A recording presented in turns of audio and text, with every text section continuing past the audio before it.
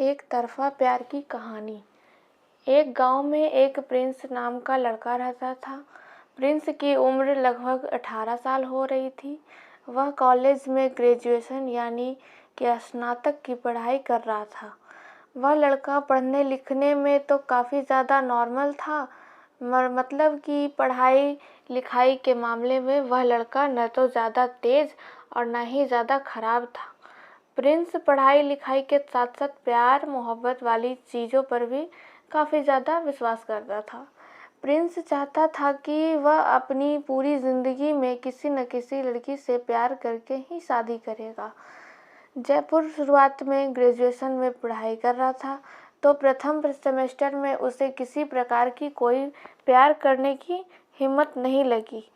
लेकिन जैसे ही वह दूसरे सेमेस्टर में गया, उसे एक लड़की में काफ़ी ज़्यादा सुंदरता दिखने लगती है। लेकिन वह लड़की क्लास में हमेशा प्रथम नंबर पर आती थी। इसका मतलब है कि वह लड़की जिसका नाम सृष्टि था, यह हमेशा क्लास में प्रथम आती थी और पढ़ाई लिखाई करने में प्रिंस से भी काफ़ी ज़्यादा आगे थी। पहले तो प्रिंस अपने कॉलेज पर भी नहीं जाया करता था, लेकिन जब से उस लड़की को देखा वह रोज़ प्रतिदिन कॉलेज जाने लगा। उसी लड़की से एक तरफ़ा प्यार होने के कारण प्रिंस कॉलेज प्रतिदिन और लगातार जाया करता था, जिससे कि उसकी पढ़ाई अच्छी होने लगी थी। अब उसे और भी अच्छी तरह से समझ आने लगा था, क्योंकि अपने प्यार के सामने बेइज्जती होने के डर से वह सभी डांस और सभी लिखने वाली चीज़ें सबसे पहले ही कर लिया करता था। अधूरे प्यार की कहानी। जिस तरह सेमेस्टर में फर्स्ट आती थी, ठीक उसी तरह प्रिंस भी सोच रहा था कि अगर मैं भी पढ़ने लिखने में काफ़ी तेज़ तर्रार बन जाऊंगा तो हो सकता है कि सृष्टि मुझे भी पसंद करने लगेगी। लेकिन यह बात तो अलग है। प्रिंस तो पहले से ही सृष्टि को मन ही मन पसंद करने लगा था। अब तो सृष्टि को बार बार देखने का मन करता था। प्रिंस को आपको बता दे कि प्रिंस हमेशा टेबल में बैठा करता था, जिसके सामने सृष्टि बैठा करती थी।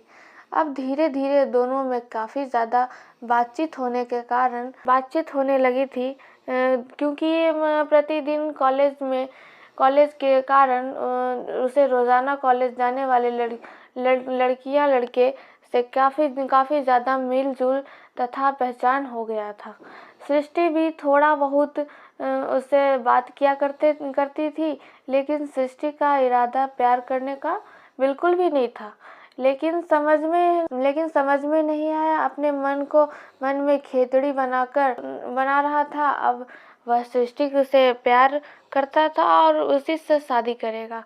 आपको बता दे कि ज़िंदगी आगे जैसी गुजर रही थी, सेमेस्टर में पढ़ाई जैसे ही हो जाएगा वैसे वैसे प्रिंस को सृष्टि से बिछड़ने का दर्द भी मिलने वाला था। क्योंकि प्रिंस सृष्टि से एक तरफ़ा प्यार करता था, इसलिए सृष्टि को प्रिंस के प्यार के बारे में कुछ नया जानकारी भी नहीं था।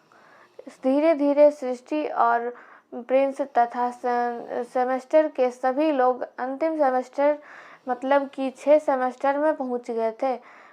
अंतिम एग्ज़ाम होने वाली थी और प्रिंस को काफ़ी ज़्यादा दर्द महसूस होने लगा था। सृष्टि से बिछड़ने का काफ़ी ज़्यादा दर्द महसूस होने लगा था प्रिंस को। अब तो धीरे धीरे प्रिंस का मन भी बिल्कुल नहीं लगने लगा, क्योंकि वह सृष्टि से बिल्कुल भी किसी भी हालत में बिछड़ने के लिए सोच नहीं सकता था। आपको बता दे कि प्रिंस धीरे धीरे अब तो रोने का हालत में हो गया। क्योंकि अब तो उसे यह भी लग रहा था कि कुछ दिनों की बात है, कॉलेज बंद हो जाएगी, सभी की छुट्टियां हो जाएंगी। फिर अब कौन सा कॉलेज मैं नामांकन कराऊंगा।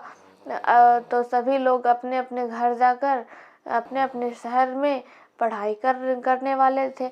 ऐसे में प्रिंस काफ़ी ज़्यादा दुखी रहने लगा था। एक दिन जब सेमेस्टर 6 आखिरी एग्ज़ाम चल रहा था, सभी लोगों को एक दूसरे के बिछड़ने का वक्त आने वाला था। उसे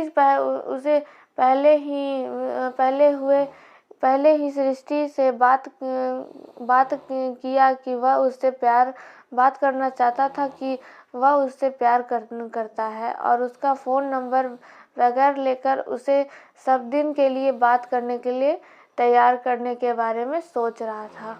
उसी दिन तो परीक्षा का आखिरी दिन ही था कि उस दिन के बाद से अब कोई भी किसी को मिलने वाला नहीं था। जैसे ही सभी लोग अपने अपने घर जाने लगे थे, तो प्रिंस का घर भी काफ़ी ज़्यादा दूर था और सृष्टि का घर काफ़ी ज़्यादा दूर था।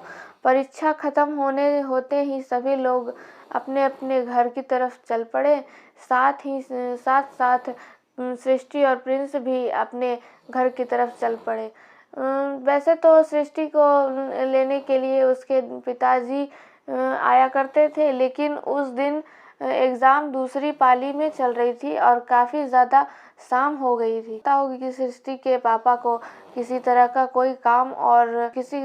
काम हो और उसे नहीं लेने आए, और सृष्टि को इस बात की जानकारी बिल्कुल पहले से ही थी, इसलिए वह अपने घर जाने के लिए बस या ट्रेन से जाने का सोच रही थी। लेकिन प्रिंस हमेशा ट्रेन के माध्यम से अपना घर जाया करता था, क्योंकि कॉलेज से महज 3 स्टेशन ही होते थे उन्हें घर जाने के लिए। क्योंकि प्रिंस का घर और कॉलेज मात्र 15 किलोमीटर की दूरी पर ही था, लेकिन हम बस तथा ऑटो से में किराया ज़्यादा होने के कारण वह हमेशा ट्रेन से ही सफ़र किया करता था। हमेशा की तरह उस दिन भी प्रिंस अपना घर जाने के लिए रेलवे स्टेशन में जाकर ट्रेन का इंतज़ार कर रहा था। ठीक वैसे ही उधर से सृष्टि गुजरती हुई आ रही थी। जैसे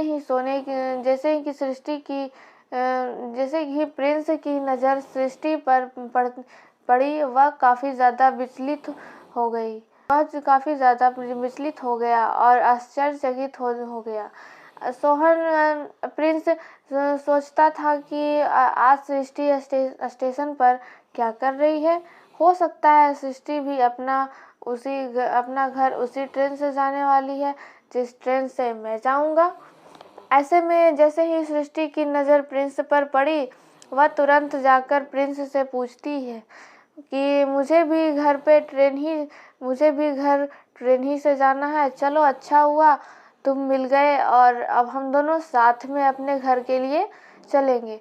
तभी प्रिंस कहता है कि हाँ ठीक है, हम लोग दोनों साथ में चलेंगे। उसके बाद सृष्टि पूछती है कि ट्रेन कितने बजे आएगी। तभी श्री प्रिंस कहता है कि अभी ट्रेन की कोई जानकारी तो उपलब्ध नहीं है, हो सकता है कुछ टाइम लगेगा, उसके बाद ट्रेन आ जाएगी। फिर दोनों में आपस में बातचीत शुरू हो गई। दोनों 1 घंटे तक लगातार बात करते रहे। फिर उसके बाद दोनों हरियल आते ही उस पेड़ पर चढ़कर अपने घर के तरफ चल पड़े। दोनों एक साथ एक ही सीट पर बैठे थे। दोनों में काफ़ी मेल होने के कारण दोनों में मोबाइल नंबर अपना शेयर किए, ताकि बहुत समय किसी प्रकार की जानकारी शेयर करने के लिए उसे कठिनाइयों का सामना करना ना पड़े। घर पर जाते ही उसके 1 दिन के बाद दोनों आपस में बातचीत करने लगे थे। दोनों में काफ़ी है ना अच्छी मित्रता हो गई थी। कॉलेज के बाद दोनों अपने घर में बोर हो रहे थे। दोनों बातचीत करके अपना अपना मन बहलाया करते थे। ऐसे में धीरे धीरे दोनों में काफ़ी जगह प्यार हो गया था और प्रिंस को अब तो उसके सपने वाली ज़िंदगी मिलने ही वाली थी, क्योंकि प्रिंस के मन में जो चल रहा था, उसका एक तरफ़ा प्यार जो उसके मन में चल रहा था वह पूरा ही होने वाला था। बात करते करते करीब 1 साल बीत गए। दोनों में काफ़ी ज़्यादा प्यार हो गया था। वह शादी करने के लिए राज़ी हो गई। तभी दोनों के घर वाले एक दूसरे से मिले और शादी के लिए बात किए। फिर शादी करके दोनों सृष्टि और प्रिंस एक साथ खुश रहने लगते हैं।